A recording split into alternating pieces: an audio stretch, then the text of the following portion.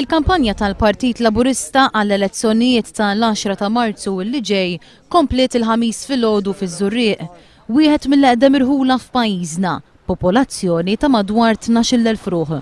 F'din il-lokalità Gonzi PN ma ppreżentax biżżejjed kandidati.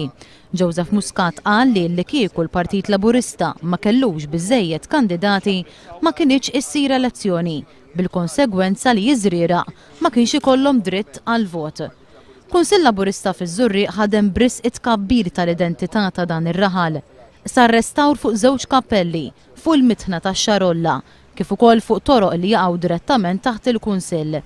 Il-kelliem ewlieni għall-Gvern Lokali Stefan Bontempo qal li l-Gvern kien wiegħed li sas-sena 2008 kien ħajamel ir-resurfacing tat-toroq kollha fiż-Żurrieq li jaqgħu taħt il-Gvern ċentrali.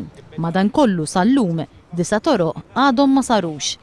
Fil-leġislatura li jmiss għal Joseph Muscat, Kunsill Lokali b'maġġoranza Laburista jagħti priorità assoluta lit-toroq kif ukoll li wettaq il-proġett f'Ħall Mill-Lieri.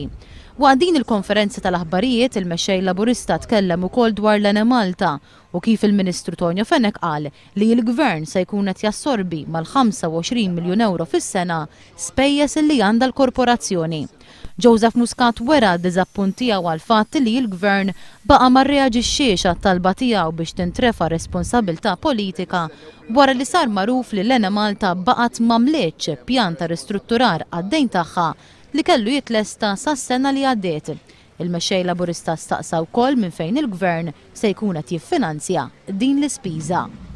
Sa dan it-tant il-Partit Laburista kompla jippreżenta l-kandidati tiegħu għall-elezzjonijiet tal-10 ta' Marzu. Id-deputat mexxej Laburista Tony Abela żar iċ-ċentru Laburista ta' Ħażebbuġ u ppreżenta l-kandidati Laburisti f'din il-lokalità. Fil-waqt li d-deputat mexxej Laburista Anġlu Farrugia ippreżenta l-kandidati tal-Partit Laburista f'Ħalluqa waqt riċeviment li sar fiċ-ċentru tal-lokal.